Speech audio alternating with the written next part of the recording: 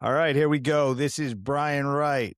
I've got BT. I got Jason. I got Michael. This is the Coach's Corner. We are literally, 48 to 72 hours out of DBX 6 in Miami.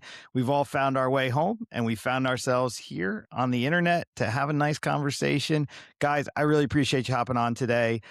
I figured, we're really close to the action, and this is the best opportunity to not forget on the in between. Guys, DBX 6, Miami.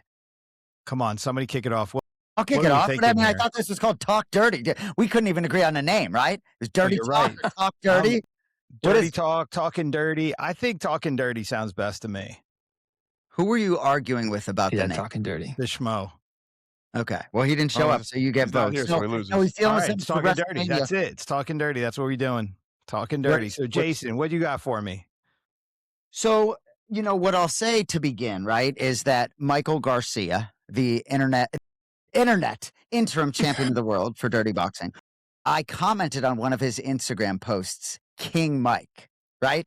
And I wasn't even that way. I wasn't intending for it to be a nickname. And maybe I misread it, but he was like, "Thank you, I like it." And I was just like, "No, I meant you're the King, Mike." But I will say, Big Mike was never a nickname. In the fighter meeting, he was like, "Everybody calls me Big Mike," and now we let Michael Hanson grace, the walls with Big Mike. But anyway, King Mike sounds pretty good. He is the king, I like Big Mike. That's what I did on the call. Like I thought it was Big Mike. Yeah. But Yeah, listen, he I could think be. Big Mike was appropriate for him. Big Mike. But when I put King Mike, I was almost giving him props, like you're the King, Mike. But then I thought about it. If he likes that as a nickname, a lot of these guys do show up with no nicknames. But no, I started with Michael Garcia because I'm so happy for him, and I'll get to the Wolf, I'll get to Montavious Ware. But in terms of Michael Garcia, we've all gotten to know him well. He's such a great man. We know the story about his brother who passed in 2024. I'm just so happy for him. And I understand that you might have the biggest smile on your face when you win a belt in combat sports, right? But BT, like the look, I had never seen him look that joyful. And I was so happy to see that, Yeah, it's impossible not to root for the guy and his story. I mean, when we had him in the fighter meetings talking about, visiting his baby brother's grave, and he's like telling him, "I'm going to bring you back the belt." Like, if you don't, get feelings over something like that, and then he does it in spectacular fashion, you just don't have a pulse, So it was an incredible moment. Very happy for the guy. And I think the other thing is, the Garcia fan, we got to kind of hang with him a little bit in Nashville, and seeing kind of how they all interact. And, so I was just happy for him as a bunch. And that's just one of those just awesome moments because I didn't think that he ever backed away or was really bothered by the Wolves trash talk all week, but you could tell like he really did want his opportunity to show him like I'm a lot better than you and that I'm going to, execute this in that fight. And he proved it right. Thought he came in with a lot of confidence into the fighter meetings. Dangerous dude. I mean, he's shown like he's been in there. I think we kind of looked at him and was like, oh, this guy's unassuming, but he definitely speaks a lot louder with his actions in the ring than he does, necessarily with his words. But I was very, very happy for him. I'm happy he got that moment. I was super excited to see him pull that off because for me during fight week, I'm looking at his demeanor and I'm going, is this moment getting to him? Is he quiet because it's too much? Or is this just how he is? Like, I honestly couldn't get a read if that was nerves or that was just him. And I hate to interrupt you, but I have a feeling Brendan will agree with me. And maybe it's because Brian, I just feel like Brendan and I have gotten to know him maybe a little bit longer. And absolutely, there was no doubt in my mind that it was par for the course. Big Mike was being Big Mike. Nothing was phasing him. Brendan, do you agree with that? Yeah, it was interesting too because they had me do the virtual press conference with him, and I was like, "Oh man, this is gonna be a dominated thing by the Wolf." And he was giving it back to him. He just does it in a much more, kind of laid back, Cali kind of style that he's got. But, I think the other interesting thing that we did have to learn in the week was how is Rob Perez going to handle being out of the ring that long? And he did mention all the hip stuff.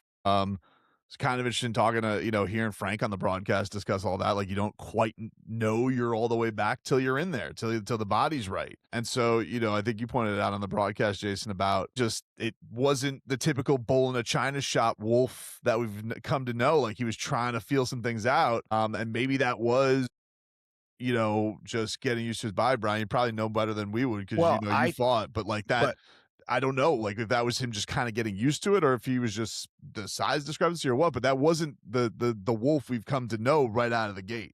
Well, I mean, two things I got to throw on that. One, in the fighter meeting, he came in completely different sitting down talking to us than he is on the internet. And then when you start to hear what's really going through him, and he was one of a handful of guys that were looking at injuries that they thought were potentially career ending. So he's carrying that weight of like, okay, not only am I back, I'm in this sport that I'm trying to be the poster child for. I've got this big title fight. I just went through an experience where I was like, okay, I think I'm done. So he's got this pressure. But then on top of it, I talked to him after the fight. I saw him after he was walking in the back, and I grabbed him and I said, keep your head up. Like, this is the best shape I've ever seen you in. You are actually executing way cleaner than I've ever seen you. And he said, no, he's like, I really trained to be a better fighter. And he said, I don't think I was prepared for finding a balance between being a technical boxer and being myself yet.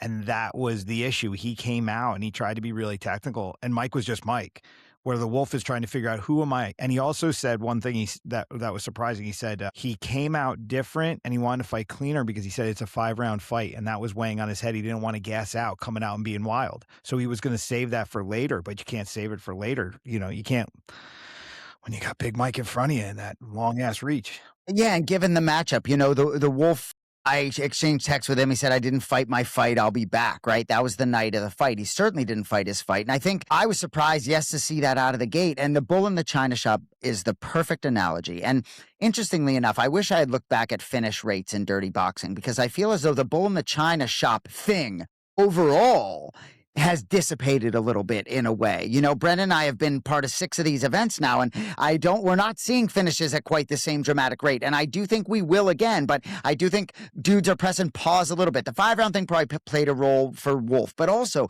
as the week went on, I hate to say it, but it was like he was almost leaning into some of the professionalism in a way, in a good way. But I do believe that he lost a little bit of that wolf in him, if you will, and I think that regardless, 5-round, 3-round fight, if I'm the wolf, if I were in camp with him and he had been talking about 5 rounds, I would have been like, no, motherfucker, you need to, if it goes 4 or 5 rounds, you're in trouble. Oh, am I not allowed to curse here? Well, curse all you want.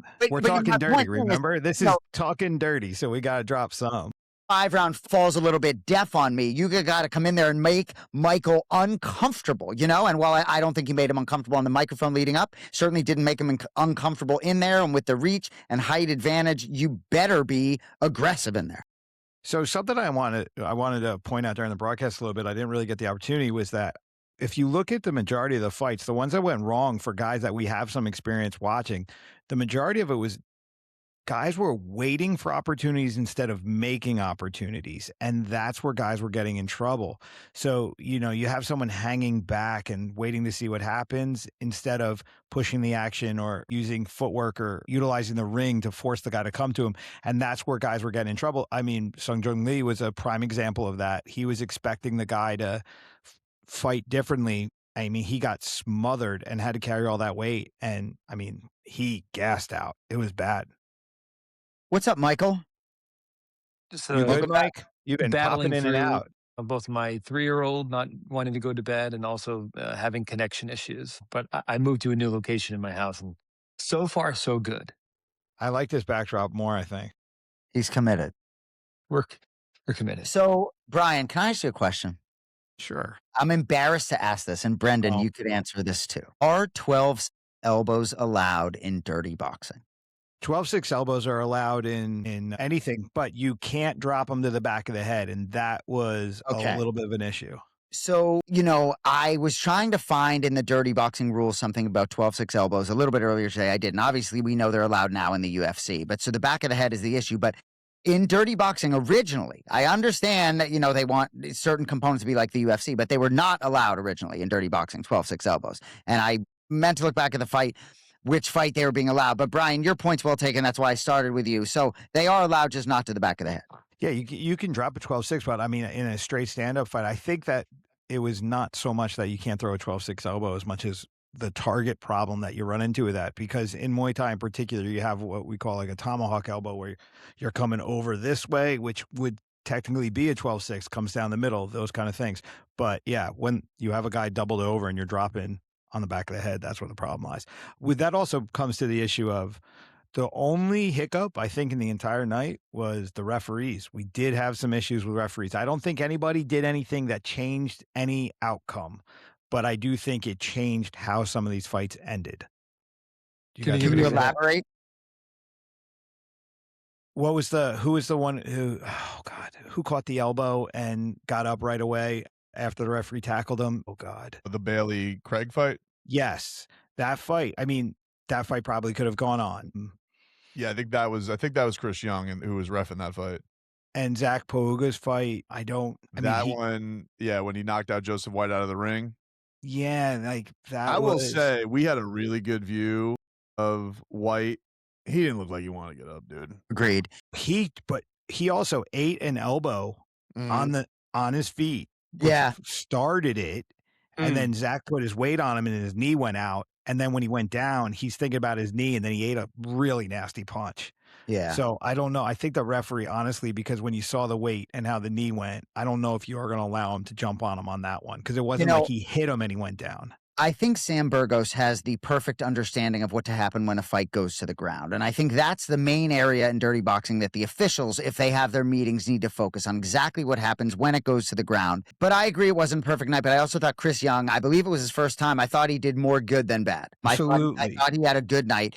One thing I will say, and I could probably be convinced otherwise of my opinion, but I am going to start this conversation by saying I do think the stoppage, believe it or not, in the main event was early, given that it's dirty fucking boxing and that it's a title fight. I'm not saying, and a title fight. I'm not saying that it wouldn't have ended imminently, but I watched it back and I'm just saying, like he did get up. It wasn't as if he was out cold on his feet. It didn't look like Wolf put up too much of an argument. That doesn't matter either way, but a little early for me, dog. I don't disagree with you on that. But again, I think any of these stops were stops that there was going to be no different outcome. If someone got robbed, then I would worry about it. Talk about a guy who fought his way back. AJ Cunningham. Are you kidding me? Yeah. Are you kidding me? That fight was awesome. You eat that elbow, you're done. So, and then you get yelled at by your cousin for a minute, and then you come back and finish the fight. Get out of here. So I talked to AJ later that night in person, right? And I asked him about that elbow. You can be sure he didn't remember that elbow. He also didn't remember slipping out of the way of the downward right hand. I was like, bro, you got out of the way of this right that was coming down. He looked at me like, but he fought like a dog coming back and through his own offense, didn't just survive. I hope he comes back. And I will say, for a guy like that who was on Contender Series, then had a couple fights in the UFC, who, guys that have gone to the UFC and come over here and then they lose, but show something, it's like, I hope he gets another chance desperately. He and Bryce Mitchell drove all the way. I hope he gets another shot. Yeah, that guy is dogging him. I would love to see him again. And I think with the experience of being in there, he'll just be better for it. I mean, he's not the fastest guy, but man, he does not mind being in the pocket. He's clearly not afraid to be hit. And, he uses his durability as almost a technique, because it's like, you just know he's not going anywhere. Brendan, Brendan had me on. We had fun today on 104.3 QAM in South Beach, South Florida. Brendan, did you talk about Gabriel Urett today? Isn't that the name that you brought up today? Or that was the fight I told everybody, because even some people, like a lot of my listeners, they were like, hey, I'm going to check this out because I want to see. I was like, okay, cool. I said, go to the Urett Cunningham fight if you just want to get the semblance of why you'll like the sport. And I get it. That's because Gabriel Urett is, he was as smooth, doing everything and throwing the whole kitchen sink. And then you just see that absolute warrior from Cunningham coming back. It was awesome. And that's one of those perfect ones that, yeah, maybe the finish wasn't there, but that's perfect 9 minutes of how could you not love this stuff, Um, 100%. and I think that's been a fun thing, Michael's like seeing all the young guys who have been, just shining. Like, I think that's been very impressive is you're seeing like guys like Jeff Craig, 27, Yurt's what, 24, obviously progress, being a teenager. But man, like you're kind of getting introduced. We'd always talk about the revitalization for some veterans, but these young guys are coming in and making some noise. Yeah, let's talk about Adam Progress. Dude is 18 years old. He cannot legally drink for not for another 3 years. Not only But can he not drink, he probably needed somebody else to check him into his hotel room. he can't rent a car for several more years. Not that he would fit in it, but Right. at 6'8", he's a guy coming from the kickboxing Muay Thai world who looked very scary. It was like, whoa. I thought he put the middleweight division on notice. He's going to be a handful at 185 pounds in dirty boxing. So I called it during his fight. The thing that was most impressive for me, because he was literally right in front of me when he unleashed that just nasty combo that almost finished it at the end of the first. His eyes were laser focused on targets. He wasn't just throwing. He was seeing his target and then hitting it. Because a lot of times guys will get somebody hurt and they'll just throw and overwhelm. No, he was very calculating. And to be that age and to be under that pressure and to be that calm, that's a very, very scary human being. I mean, this kid's going to go wherever he wants to go. At 85, 185? Are you kidding me? You're 7 feet tall at 185. Who's stopping this? Well, certainly in And dirty boxing, but I'd love to see if I would be curious about his grappling, because if you're taking it to that next stage, there are certain opponents that would potentially have a field day depending how he handles himself on a mat. Go ahead, Michael. I was going to say, for his height, I thought he does utilize his reach. He has obviously a super long jab that he uses pretty well. And I was very impressed by his hand speed. I thought he had razor sharp punches. And he also had an amazing headbutt. I mean, Oh my God, that was That's true. The crazy. headbutt was nasty. The headbutt was dirty Dude, the work. headbutts were flying that night. my God, But but I A thought little bit of Frank left Mir leg sinking made in. I thought Frank Mir made an outstanding point on the broadcast talking about Progress has probably never had someone in front of him who he could actually headbutt because he was actually tall enough. I thought that was a really interesting point. Even though it was somewhat intentional, it is combat. And so sometimes that was 100% intentional. right, but for an 18-year-old kid who's never had a head in front of him and he's in dirty boxing, I can understand. I don't think it was malicious. Maybe it was. I know it In a wasn't. sense. Yeah, there Yes wasn't. and no. Yeah, there wasn't any headbutts that were like, oh, conventional southpaw ducking heads hitting. Right. Like, there was like Billy Goat stuff going on there, Yeah. dude. Like ramming the skull right into your noggin. That was like the Willis and Jet Yes. happened too. I was like, oh my God. I rode in the van going to the airport on the way home with Jet, and he was so frustrated by that pressure, and he just like both of them were frustrated by each other. That was a very interesting fight also. And we talked to Jaleel about the discipline, and when he stayed on the discipline, he was very effective in that fight. When he was losing his discipline, and that's when he was getting in trouble. And they were both kind of letting the emotions get to the best of them. That was a really interesting fight. I actually enjoyed that a lot. There was like a dramatic tension to it. They clearly were too, not right? happy with each other in the moment. Yeah, like all week. I thought they had like the most intense stare down during the week. Like it seemed like just natural energy. Like that that bled into the fight. Jaleel originally weighed in at 173.6, and he didn't want to cut anymore. And Jet was in at 171, and Jet wanted to make him go cut weight. So Jaleel took off another 0.4 pounds, but I think there was some heat based on the weight cut and not necessarily competing at a weight, at a catch weight. One thing, Brian, I want to mention, and maybe you'll have some insight on this. When fighters lose fights, whether it's in UFC, in a big spot, or really anywhere, even if it's your son, Brendan, right? How their support system in those spots, right, is important, right? And when Alexander Schenk lost to Montavious Ware, believe it or not, that was the name, right? That was Schenk, right? Yeah. When he lost to Montavious Ware in Nashville, I, believe it or not, thought in that minute and a half, he actually fought pretty well. I just thought Montavious wasn't going to be stopped in that moment. And Schenk's a good fighter. I think he was the one who beat Galashan, if I'm not mistaken. So I messaged Alexander Schenk that night, and I think he really appreciated that, right? And so it's really interesting. My brothers talked to me about, building relationships with fighters at times.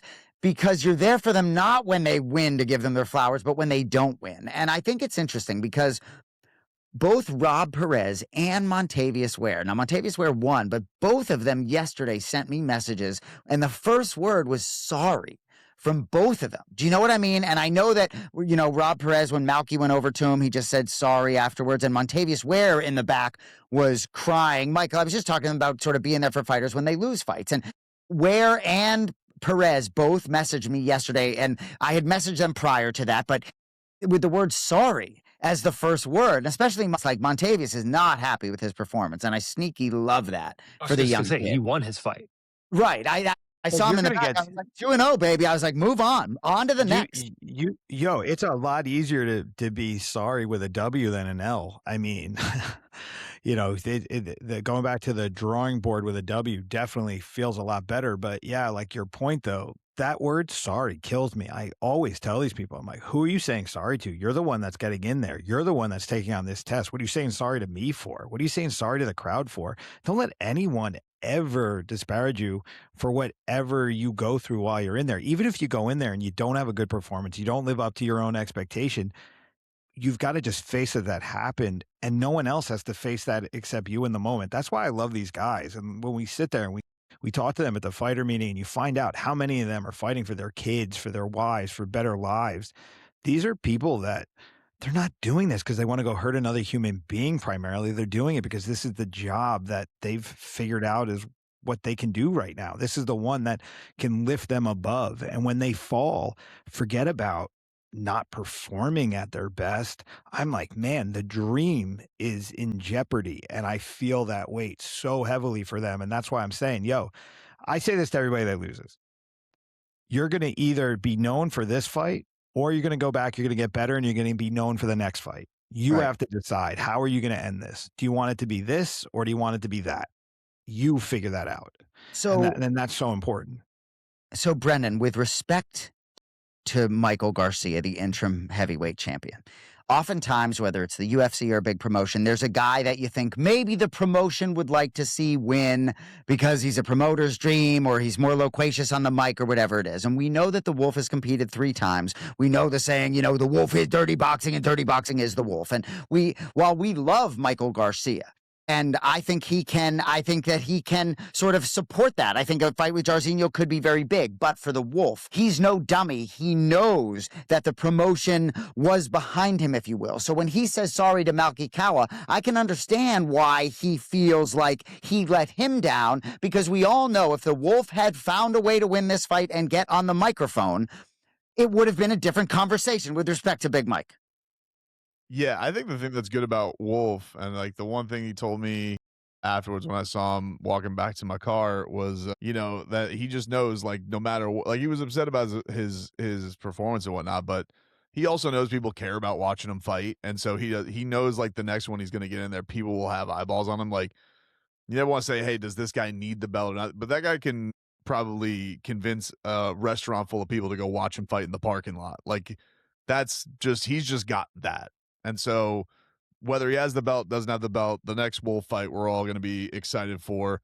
And I think that's going to be great. And that will be part of his journey too, because I don't see him going away anytime soon. Like, I think that if he does, as long as the hip holds up and everything gets better for him, if he is working on all those skills, like, I think he is a guy that can get better. I think that it was a really good matchup. And I think one of the things that I liked about the entire night is, the matches being made are really, really competitive. They're not very lopsided, and you had plenty of blue corners winning and showing their ways. Usually you go to any local boxing show any of us have ever been to, it's usually weighted one side, and you can tell. And the thing with DBX has been, we've probably we've had 2 championship matches these last 2 cards, and I think that, and the favorite lost both of them, whether you want to say the decision was right, but that's shown that anybody can really come in here and make a name for themselves. And that's a pretty damn cool thing about it. I'm totally with you. And Tristan Galashan, they could have had him face some tomato can and had 13 fights instead of 12, you know? So the fact that he's faced tough competition in both spots, I'm with you completely on that. And AJ definitely deserves props. And I have a lot of respect for Dirty Boxing and what they're trying to do and build all their own guys. I had some interesting conversations with Primo. I think you guys are privy to those, but just in terms of, we're not going after Andre Arlovsky, Romero anymore, guys that are my age, you know? We're going after our own dudes and building them up. And I'm going to bite my tongue on that one thing I was going to say. Someone else can take over. I been telling AJ from the start, from the first show. I mean, this is 3 shows for me now, and every show I've looked at the card and I'm like, okay, so where's the lopsided majority of stuff that most of these shows do? For us to be at this level of fight promotion and to have such equal matchups where really it's a coin flip in most of these bouts is wild. It's really wild because most people, to build a name, they'll have the red side will be heavy, the blue side will be light, there'll be a ton of knockouts, but no, they're actually getting the right experience mix.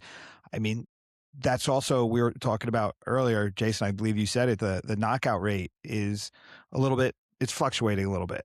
But I think a lot of that has to do with the fact that these guys are really evenly matched and they're dangerous. And I think the danger, the minute they engage, it's like, oh, I can't just pull the trigger with you. I got to be serious about this.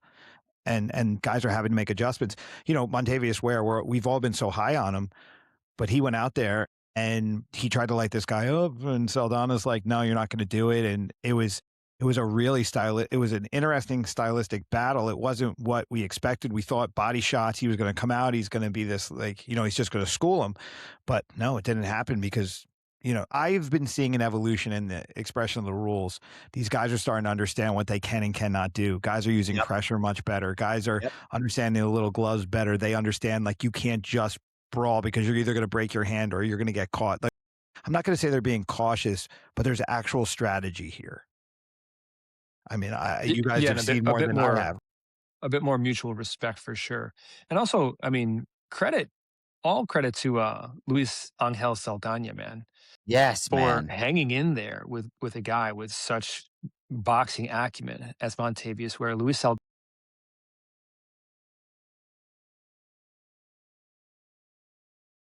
Mike's I'm gonna just continue while he's frozen, and I'll shut up if he comes back. But I agree with where he was going with that, and I'll just say Saldana, I think, should have gone more. I thought he should have fought a little bit more aggressively to not be afraid to put himself in danger, to find a way, to find a W. Because when he went, he did well. Go ahead. Do you remember what Ware's corner said to him in between first and second round? I do.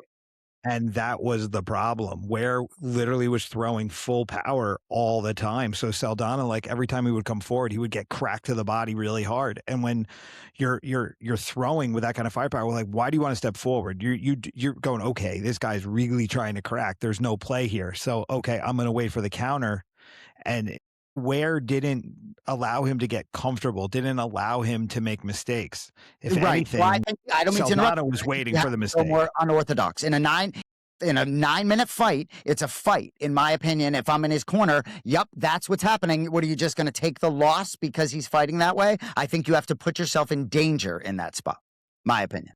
I agree with you, but with little gloves on and getting cracked like that, it's weird. Your brain's not letting you step into it sometimes. But the one thing I will say, my favorite technique the whole night was the read Saldana had on Ware, because Ware was boxing and he was floating like a boxer around the shoulder, and Saldana hit him with a nasty elbow and buckled him a bit because he caught that read. I love that. I love that subtle read. And they make the adjustment. I would have liked to follow up a little bit more, but that was beautiful. That was one of my favorite subtleties of knowing the rules, though, too, because he immediately, when he got dropped, went right to catch the leg to reset it. And I was like, oh, all right, that's the first time I've seen. That's kind of the first time I've ever seen somebody that quickly, like, oh, no, I'm caught. This is how I can get back. Travis St. John had done something similar. It just reminded me of Travis St. John in a similar, I don't mean to cut you up, but Travis St. John maybe wasn't as right of mind at that moment as Ware. He was sort of grasping He's the perfect guy that, like, when we talk about the losses, you know, like, I don't know if anybody's worn the losses tougher than TSJ. And so, like, when he won in Texas, that was like, and it was really the moment of the night, because that was the night that was full decisions. And that was just like, oh man, because like he's a guy that we all look back to that fight with Jancy and be like, that's the fight that kind of put the sport on the map of just like two guys just doing wild stuff that you're not going to see. Guy gets off the canvas, Superman punch, and he's like, that's his thing. He is like the Superman punch king. But for him to win a fight like that, that's the thing that's going to be fun. Even to the guys who lost, like, all right, you get a couple, but if you get that moment, you feel so great for them because you've known all the stuff that they've put behind it to get that. What's so crazy too is we've got such a collection of stories now. Like in the beginning, you think about it, we're going into this and we know a handful of these guys, but we know so many now. Right. We went into this. I mean, there's 5 guys that I never saw before that I didn't know what to expect. That I'm like, "Oh, I want to see these guys fight again." This is now we're getting into that territory we were talking about before. Like we don't need the aging stars to come in and use their star power to get eyeballs. We've got guys that are putting on performances that I really want to know who these guys are and I want to see the experience. We've got guys that are going into their 4th fight. I think Zach's going into his 4th fight now, right? Pooga? Yeah, I think so. Yep. Yeah, like Michael Garcia. Same and thing. Michael- Wolf fought 4 times. Montavious going into his 3rd. I mean, look, we had half of the fighters of the 24 had previous dirty boxing experience. Their records, I said off the top, were 15-2. So obviously a lot of that changed. But like Tristan Galashan, 0-2. Like I messaged him today. He's like, I'm still fighting. I'm still fighting. Like absolutely, he's a talented kid. Very talented. He's a very good fighter. I wanted to see another round in that fight. I actually think if it went one more round, we may have had a different outcome. Yeah, I think that's a good point. No, I thought he was like super subtle with it too, because like Duran's got the whole crowd behind him, and everybody's gonna go crazy with it. But to handle all of that was showing a lot, and I just thought he was very sneaky, through all the stuff that Duran was coming, because you obviously know you're in a situation where guys coming forward, anything he throws in that atmosphere is going to get a big read and reaction from the crowd, and so that's going to influence the judges, no doubt. And so you got to kind of find your pockets, and that's what it was impressive about him. The first round of that fight was the most interesting part for me, though, because I feel like Tristan gave the first round away because he heard so much talk about this guy's power, and you saw he was like, I don't know if I want this guy to hit me, and then he got touched by him, and then he was like, oh, maybe, okay, and then you saw the confidence and the momentum, and that's why I'm saying if they had a 4th round, because he was fully on a roll. By 3rd round, he's on a roll. He's doing his thing. But I think the fear got him a little bit too. He was tired. They were both really tired in the 3rd round. But a 4th round would have been interesting. The judges didn't see that way. Whatever, it is what it is. But like that could have been an interesting fight. That was an interesting thing too, right? Like, does bare knuckle power, does that necessarily, because everybody talks about, you would think they all say, well, it's like a cast on. This was his first fight with gloves. Obviously, I'm going to throw with more reckless abandon, but like, I don't necessarily know, because on bare knuckle, it's so much about the places you catch it, the cuts that you put on guys, how they deal with it. Not necessarily maybe in a glove sport where, like, is it necessarily the same sweet spots that you're hitting that would put somebody away? No, bare knuckle. These guys make one solid contact and the guy's taking a knee. Like they're not having exchanges where it's punch for punch for punch, where with even a little bit of padding on your hands, you have the ability to give a punch, take a punch, and that's where the cardio comes in. I don't know. We've seen a lot of guys come over from bare knuckle and they do struggle because guys are still standing there staring at them after they hit them with the gloves on.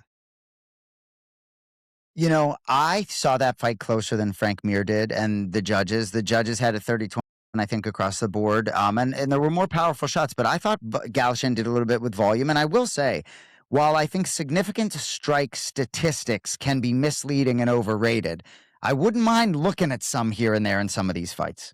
I totally agree with you on that one, because I don't think the damage is as clear in the majority of these fights as it may look at times. These guys are making good contact, but yeah, these gloves they do allow for a lot more punishment than people realize. So Jeff Craig, right? He is impressive. I just wanted to go there for a minute. I think, he's got a bright future. He's a dog, man, that guy. That's I don't even know how to describe him, because you look at him and you're like, I don't know what to expect. And he comes out there and he's so creative and he's cracking. I mean, no fear. He's almost like disengaged from it. He's kind of just surfing his way through the fight almost. You see him, he's just kind of rolling with it and looking for an opening, and he's letting those elbows fly. He's the type of guy that I'd love to keep around, like he fought twice and finished 2 fights in between his dirty boxing appearances. He's in a good camp, he's with Tyler Wombles, trains with D-Rod, who I guess just got bailed out of Mexican jail by Kevin Holland, if I'm not mistaken, which is a different story.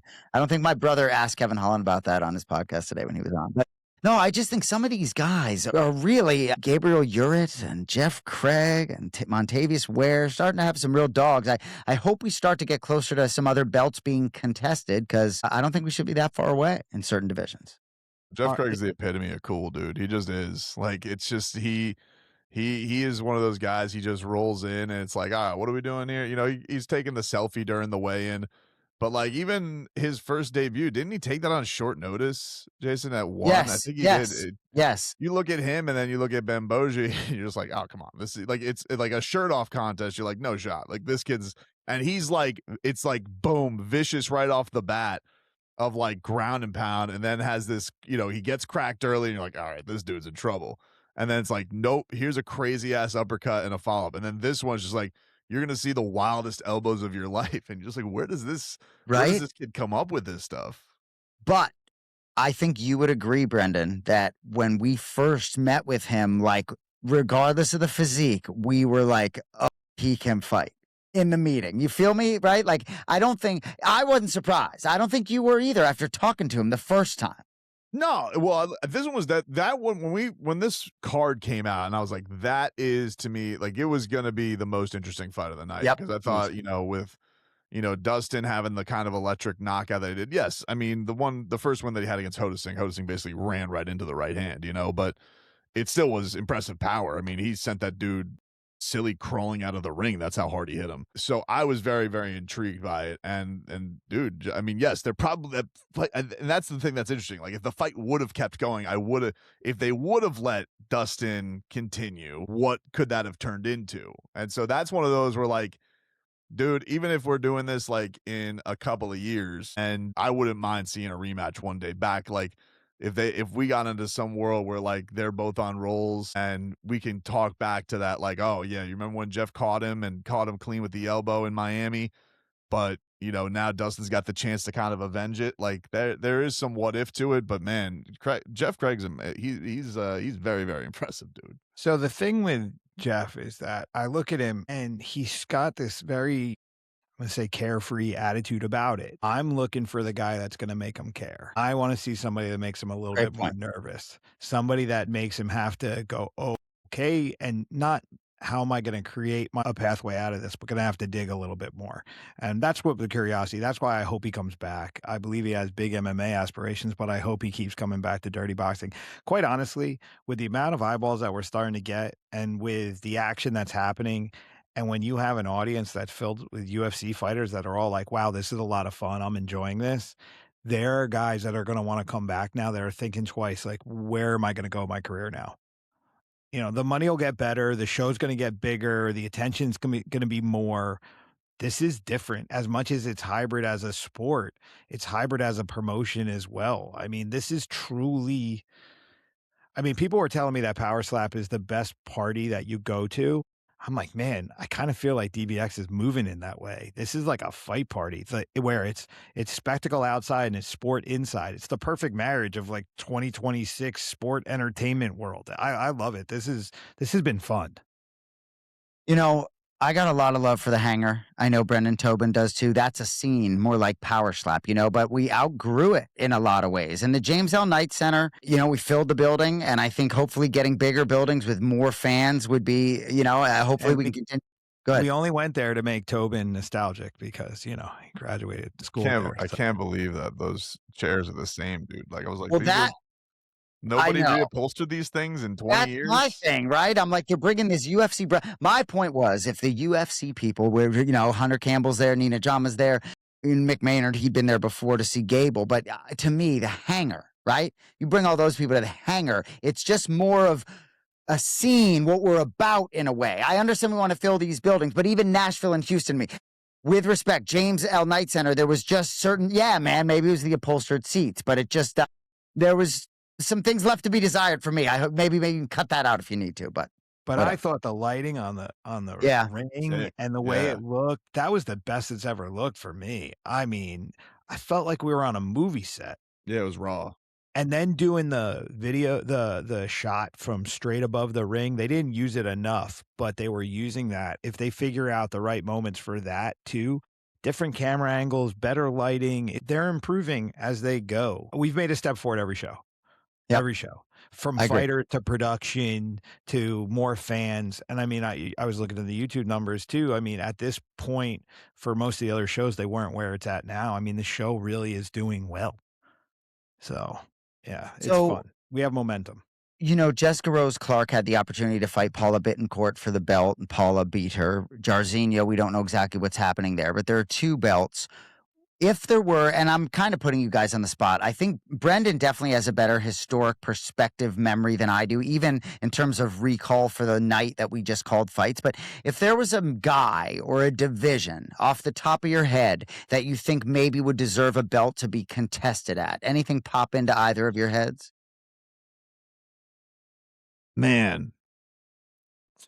And it's probably a tough one to put you on the spot with, right? You know, obviously, I guess for me, anyone who's 2-0 in dirty boxing, right? Like, obviously, Montavious Ware, if he had finished Saldana in dramatic fashion, perhaps you could have had him sort of fight for a belt, right? I guess I'm just trying to figure out if there was, because to me, nothing pops into my head, even though we may be close in certain spots, because we do still have some undefeated fighters. I think Urit is probably the best expression of the sport in the moment. I mean, he's the one that's fighting dirty boxing uniquely. He's not purely a boxer. He's not relying just on kickboxing skills. This is a dude that's using footwork, using punches, uses elbows, catching angles, having fun out there, entertaining the crowd. I feel like in this moment, coming out of this show, he's the moment. It was Ware before him, but it's Urit right now. And they're both 145ers. Like, that's one of those they could cook it. I would let it cook for maybe, because it's like, and I don't know what their style is, because they're not the most boisterous guys, but they both have highlight reel stuff in them. But that's the one where I'd be like, that I'd look for a featherweight one down the road. Like, what do you guys think about Kevin Felipe? Oh, maybe just because of his knockout prowess. Yeah, that's always, what was he, 170 or 185? 185. That's a guy that I would love to see fight for the belt right now. He for sure has got the attitude for it too. Just like, I will say, in terms of the guys with the right, if Gabriel Urit, and I will say it was a little disappointing that there weren't opportunities for guys to get on the microphone after big wins, because a guy like Gabriel Urit, I think, has leveled up in a way where I would have liked to have heard from him, because I think in terms of building stars, I think it's important. Some of these early shows where we had all these finishes, where technically we were just kind of rolling, we did post-fight interviews after every show. And it's not because I want to see myself on camera, but I think it's important for these guys, especially the guys we're trying to build, to give them an opportunity on the microphone, period. Well, you know what I mean? My son said to me going into this week, he said the biggest problem that he has is he doesn't know these guys enough. He said, I want to know what Montavious Ware eats for breakfast. Like, we need to know who they are, because right now fans are coming for the moments. We need them to come for the people. We need them to come, and we have to develop some star power around. I hear you, but with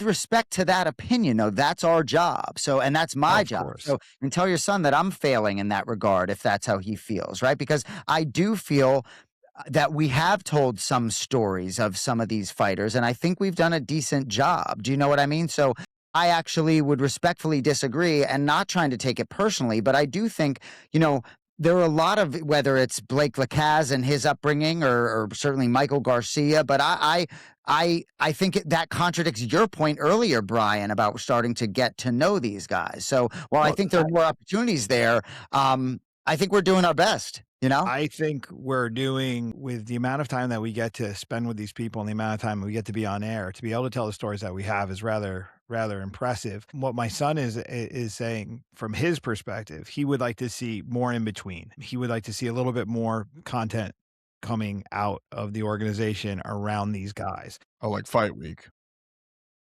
Not just on fight week, but in between, like fight camp, after the fight. Like this week, it would be really nice to see what's going on with Mike Garcia if we can get a camera crew on him, or at least let's get him on. Let's get the camera round. crew, right? I mean, we're flying Brian Wright and all these kids first class from Jersey. No, I'm just kidding. But I will think, Brian, I will say, if they can do every month, we've all heard the rumblings that after June, this thing is going to start rolling. I think that'll sort of take care of itself. But I'm with him in terms of trying to tell stories in between. But it's quite an undertaking starting this big promotion. And you've heard me say this before. The most impressive aspect for me with this, I've been doing this forever. I've seen every show hit this weird point where they start to feel that it's our jumping the shark moment where we're going to break through, and then they borrow money to bring in a guy that they shouldn't be paying to come in because they think like, oh, we're going to bring a big name in now, and now we're going to grow. I don't see that mistake here. I see what's happening here is they're developing homegrown talent, and they're slowly developing these stories around the organization, and it's happening. Well, I don't see they're not trying to accelerate the process. They're letting the process run its course, and that's really important. So can we quickly and you can kick me out of here anytime. Can we have a conversation about who might be next for Rob Perez, whether it's the Hippo, whether it's Steve Garola, whether it's BT, just jog your memory. What makes the most sense? I hate to say this, but certainly they'd like him to get a W, if I'm being honest. You know? Yeah, I mean, it would, but then it's kind of like not in the spirit of the sport either, right? Like, are there get right sports? Are there get right fights in Dirty Boxing? No, that's, you know what I mean? Like, maybe Zach. I don't. Well, he fought Zach. Yeah, he beat him in one. Though. But I think Zach earned a shot at him again. I think Zach's on a roll. I feel like if Jairzinho doesn't come back, doesn't Zach go into the title picture? I agree with you 100%. I'm really big on him. Like, is Cardozo, like, is that where, because he wants to go to light? I know. I mean, he was very lean the last time. Is that, Rob? I feel like Victor Cardozo, I think has not won in Dirty Boxing. I think he'll be back, but certainly, I mean, Pauga's 2-1. So maybe, but yeah, I mean, I would not. I'll tell you right now, I don't know. I'm not sure there's a name that pops with respect to Zach Pauga. I'm not sure. I think he deserves the opportunity to fight Michael Garcia for the belt quite yet. You know what I mean? With Hippo. Well, he just lost. Hippo. What is he gonna translate Instagram into Korean? That would be his toughest task. Is like, how do you rattle the Hippo? Honestly, I have a guy for him. I have a guy in my gym who hasn't fought yet in Dirty Boxing. I got Jimmy Lawson. I got a big D1 All-American wrestler from Penn State who worked all the way up to Contender Series. Didn't go well for him. He's been trying to find a way to get himself back. The guy's got hands. He's big. He doesn't like people talking poorly to him. I think the two of them would jaw at each other really hard. So who knows? Maybe I'll have to throw that out there to AJ and see if we can make that happen. Speaking of AJ, and we can wrap anytime you guys want, but even the first matchup of the night, bad combination, Henry and Ago Huskic. I mean, Huskic is legit. That was a good fight. Like, Huskic, I hope he's back. Like, that's my takeaway, I think, for a lot of these. Like, there are a lot of guys that made their debut that I really hope to see back. And there are guys that lost that I think are quite good. AJ Cunningham, Ago Huskic. I want to see Blake Lacaz get another shot. It could have been a no contest, but he was tough enough to keep going. That liver shot, I mean, everybody's not going to be like Adam Progress. That liver shot was ridiculous. I mean, he punched a hole in him with that shot. There were so many fights on the undercard that I was like, this is a main card fight in my mind. Like, this card, there was not a lot of. I mean, Kanda, he'll be back. I'll be, we haven't mentioned, we'd be remiss because he's one of the veterans of it, Milos. I mean, Milos had the win over Wildman. Has the injury. This injury is real. And I messaged him and said, "How you doing?" He goes, "I'm not doing good." And then I was like, "Okay." Well, wait, when was that though? Last night. Okay, because I saw him after the fight later that night, and he said he thought it was all right, that he thought it was only sprained. But Brendan, I'll tell you why I haven't talked about Milos Janicic. because he's so destined on competing in the Ultimate Fighting Championship that I just don't see his future here. That's why. He's 20, he's 19-3 in MMA, finished all those fights. I just don't. I do. Well, here's the thing, though, that's gonna be part of the charm of it too. Like the idea of if you can come from this sport, because Gable probably would have made the UFC either way, but if it becomes, hey, Gable fought there because that was his most viral. I mean, maybe the LFA knockout where he grabbed the dude too. I don't know, but certainly started with him having the dirty boxing knockout. Like that got everywhere. So if it goes from that to if Progress ends up making to the UFC like he wants to one day, and Milos makes it, that's going to be part of it too. Is like, yes, it's going to be its own thing, but inevitably, as much as it's going to hurt us too, sometimes like people are going to want to go to the show at one point, and I think is part of the charm of it as well. And I think that somebody like Milos, who has a record like he does and finishes everybody that he does, but this is the most viral thing that he does, is still a cool thing. Because I don't know, like I would have thought we would have been done with him after the last one, and he comes back, dices through. So I don't know. And that's a guy who I would let fight for a belt the next time he fought. You know what I mean? He's a killer, legit killer.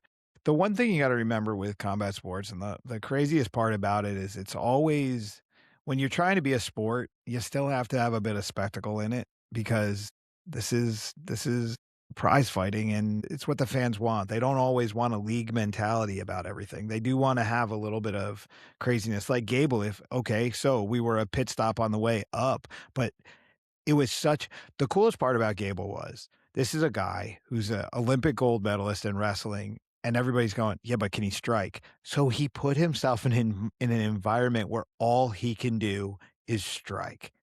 And it wasn't kickboxing. It wasn't Muay Thai. It was dirty boxing. You can't hide from it. You're going to have to fight. And I mean, he was pacing the hallways on fight day. And I remember my son and I looked at him, we were like, he's legit nervous right now. Like, this is one of the best athletes of his generation, if not the best in combat sports. And he's nervous because he's never had to do anything like this. So to be able to battle test himself there, and for us to be a stripe on his record on the way up, I think that's great. I think if we can be a proving ground for that level of talent, fine. And if we can develop a league that has guys that are fully committed to this process, I'm down for both. It's just telling such a great story for everybody. And look, Gable's been to every one of them. You know, we were talking earlier about Gable. It's just so interesting. And when he goes to the UFC, right, he's doing all this other things to work on his striking. When he goes to the UFC, you take the dude down to the mat and hang out down there. You don't got to do any of that. So it'd be cool to see him. It's cool. It's been cool to get to know him. So it'd be cool to see him make that next step. But, you know, I think ultimately for dirty boxing, we are getting things better every time, and we need to continue to improve in a lot of different areas. But I think anything in life, it's repetitions. So if you're going to tell me, right, where I think June is going to happen, but the last 6 months, you know, July, August, September, October, November, December, 6 months, right? If I would say the over-under, Brendan Tobin, is set at 3.5 events for the last 6 months of the year, right? I'm a betting man. You might have to cut this out. I go under 3 events in the last 6 months. That's one every other under 3.5, meaning I'll believe it when I see it. If we can get to 4 or 5 events in the last 6 months and not, you know what I mean? I think that really could gain some momentum, but I understand how much of an undertaking it is. Yeah, for sure. You want to also you don't want to be like left in the wind with terrible cards either. Like I do think it's better to do quality 12 fights every other month than it is just, hey, you did fights every month, but they're shit. I like agree. that's look, that has been a UFC problem. They have to put on 48 fights a year, and they don't have the talent for it, and the bandwidth for fans isn't there. Like, I think eventually there's going to be like, yes, of course, everybody wants to be rolling because you want to have that regularly, especially if you want to get in media TV deals and things like that. Like, that's always a thing because you want to be able to provide inventory. But I think the thing that's awesome about this is the quality. Like, I genuinely am like, wasn't a shitty fight in the night. It was all awesome. And I think it's got to be a careful balance. Like, everybody's got big aspirations and big dreams and all that stuff. But like, look, as a person who follows every sport every day, tell you, one of the biggest things is there's overkill. There's too many NBA games that don't matter. There's too many baseball games that don't matter. We're going to get 18 NFL games. And all that really is for TV. It's just to provide more, food ads and all that type of stuff, but the stakes aren't the same. Yes. So I think I think it's smart to just say, nope, we're good with this card because it's a great card and put it out. And look, it'll eventually come, but I wouldn't rush it, especially in the infancy of a sport. I The only thi agree. I just hope it eventually comes because I There's still think with a handful of events in a calendar year, the momentum that we could build, I think, and look, we're talking, I don't care if there's a dud or two. Do you know what I mean? I don't. You know what I mean? And maybe you get a viral knockout. So I think there's a balance, but your point's really well taken.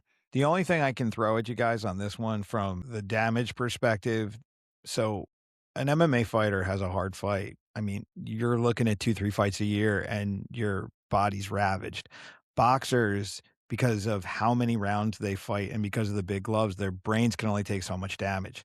The one thing about these rules, when you start to get in a scrap, these fights are over pretty quick. The amount of damage that these guys are taking is not that great. Unless you get stitches, it's not that much. You see a lot of guys that are willing to go show after show. So a guy can fight 3, 4 times. You can see the evolution to a title fight over a 6-month period with the right 2 guys. Guys might fight every other show and we could have a title fight right away. Yeah, the damage perspective on this, these guys, the brain trauma is not as bad because of the little gloves. It's really stitches. If you don't get stitches, you're back in the gym by the end of the next week. Your legs aren't getting damaged. You're not taking a kick. You're not wrestling. You're boxing with little gloves. It's different. So, yeah. I know we don't want any. I know they're not trying to get these other UFC folks, right? But it's like I understand Cub Swanson's going to retire at 42 after putting on that ridiculous display, which is just incredible. But it's like, Nate Landwehr, what are you doing? It's like, I just think about some of these dudes. I get it. I know we don't want any of these cast offs, but they're just some of these dudes that I would love to just get a little piece of for a fight or two. All right, let me ask Chima you, would probably be like, shut up, but just. what do you guys think of Nate Diaz, Mike Perry? Don't you feel like that should be a dirty boxing fight, not an MMA fight? If we had the money. I understand that. Say we had an unlimited budget, but in terms of like, if there are 2 veterans of the sport that there were rules meant for, I think those 2 with their personalities and these rules, that's the perfect scenario.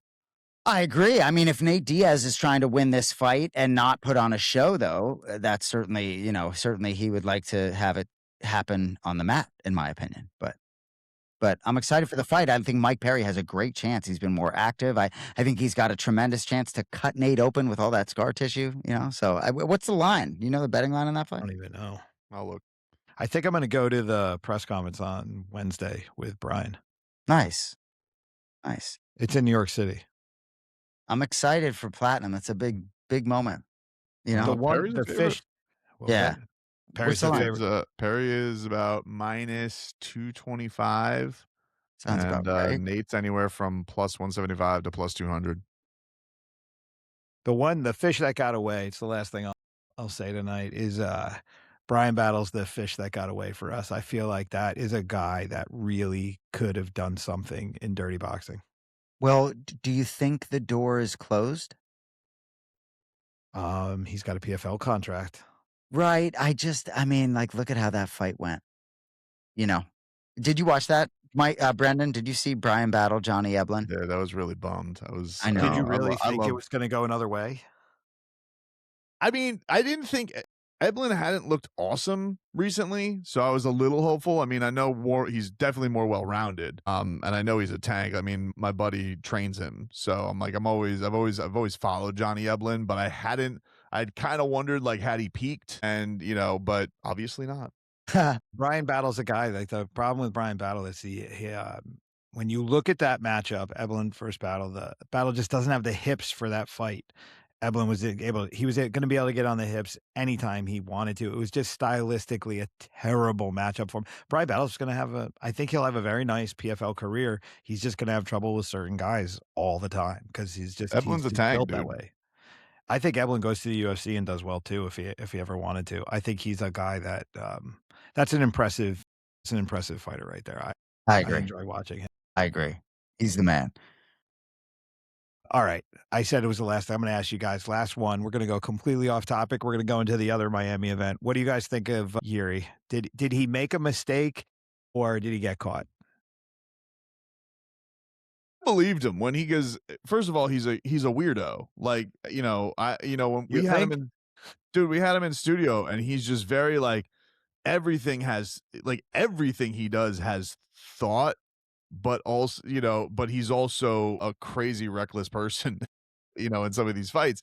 So I really do think that mentally he gets caught in between. And I do think that when he saw the injury, I do think it bothered him that he's like, do I just go for the kill? And I know that like everybody's like, oh, that's, I'm like, nah, I kind of believe it. It's not boldly. There's guys who have trouble with it, and there's guys who don't. Like Anthony Smith wouldn't take the belt getting kneed in the head. Aljamain Sterling did. Some people are not cool with it. Some people have that honor in them. Doesn't one way's right. You probably should take the belt because you'll apologize later and it'll be better for your career. But What about Corey Anderson? Clacks heads with Nebkov, points to the ref, goes to the referee, goes, "Hey, I headbutted him. It's bad," and then the fight ends. yeah, so I think there are people it bothers, and there are people that want to win on the level, and there are ones that, like we saw this past weekend, will headbutt you right in the head, and whatever happens, happens. I think both things can be true. I agree with what Brendan said. I also agree that Carlos Ulberg on one leg was able to utilize that left hook. And so his props deserve to be there as well. But you mess around, you find out. Brendan and I talked about this earlier today.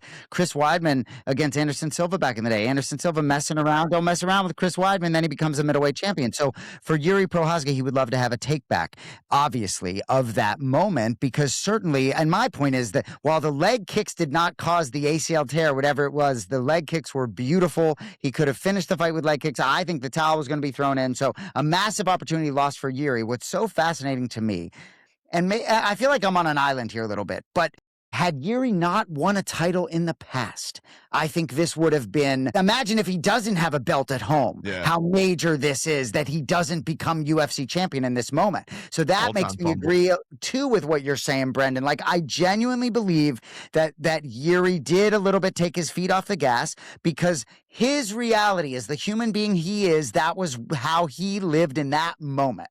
And it just is what it is, but it doesn't take anything away from Ulberg. Go ahead, Brian. No, I agree with what you're saying 100%. I'm disagreeing with you, man. Yeah, I think in the moment, I think he saw him and he was like, it's so crazy when you're in there, the things that you do under that pressure that may be off script a little bit because there's just so much. You're in this arena, you've got all these people, it's the belt, it's the opponent. You want it to be a big moment. You don't want to get it off an injury, maybe. Maybe you feel bad for the guy because you're a decent human being, or you're just a weird human being in the moment. We don't know. But his brain probably went, what do I do? What do I do? Okay, I guess we'll just bang out a little bit, maybe. I don't know. He's wounded. Find Ray Longo's take on this from the Anik and Florian podcast. It's hilarious. It was hilarious. All over Yuri. Hilarious. All over him. He's like, I don't care if you're drinking your own piss up in the mountain. You blew it. You got to find it. But I love Yuri so much. So I actually feel for him a little bit because I think he's a special soul on planet Earth. And I think some of that is really what did get into this thing. But I don't want to take anything away from Carlos Ulberg. The only thing that would have positively happened, because honestly, if Yuri would have won, we all would have been like, you beat a guy with one leg. Exactly. So the only cool competitive thing that would have happened is the fact that Ulberg knocked him out on one leg.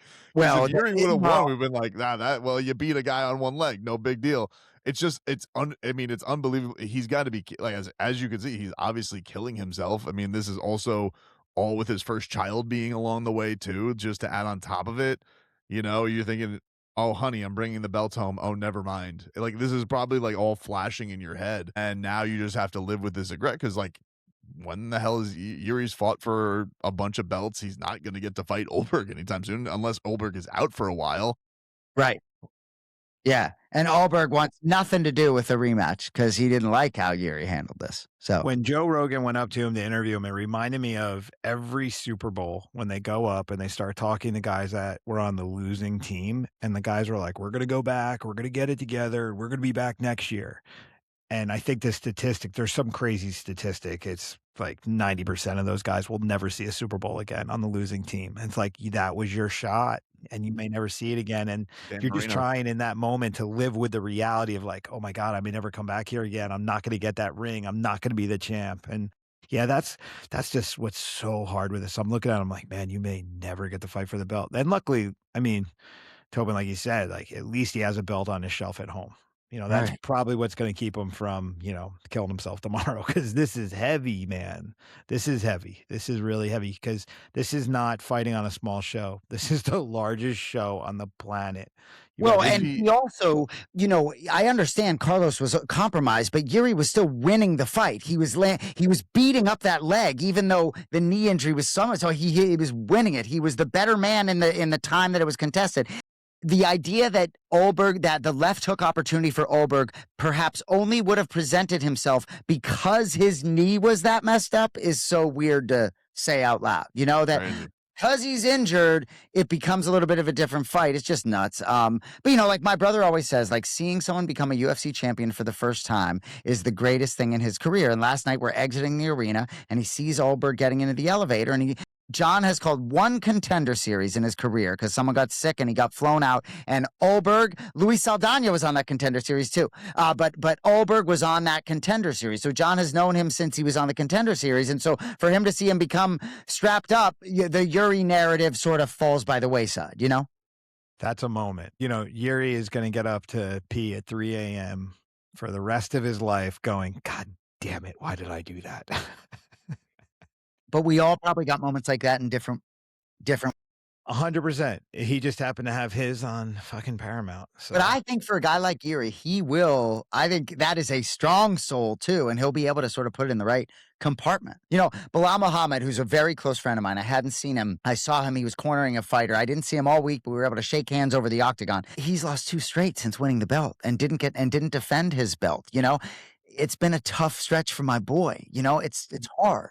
You know what I mean? Both guys, Yuri Prochazka, Bilal Muhammad, you both became a UFC champion before you had a baby, both of them. Bilal had a baby right out, has a baby girl at home. So it is what it is, some blessings were there for the boys as well, We've been going. Let's end it on this one, though, because here's the thing, and I agree with you 100%. Any of these guys, they walk out, and we talked about it. Rob Perez goes, sorry. All 3 of us. Our love for these guys and these sports and to see them go out into these fields of battle and put themselves on the line for our entertainment. There's no sorry in any of these people. Dare to do this crazy thing. We're better for watching it. They're better for doing it if they allow themselves to be. And this is what makes combat sports special. So, gentlemen, I really enjoyed talking dirty with you. Thank you for coming on. I had a blast in Miami for this show. I really look forward to June. We have no idea the details on it just yet, but it does look like it's going to happen. However many shows they want to pull off for the rest of the year, we're guaranteed that we're going to have some drama, we're going to have some knockouts, and we're going to have some fun. I love it. Appreciate you, man. Thanks for having me, man. All right, guys. Thanks. And we'll be talking dirty, hopefully after each event. Sounds All right, good. Peace. Later, guys. Boy.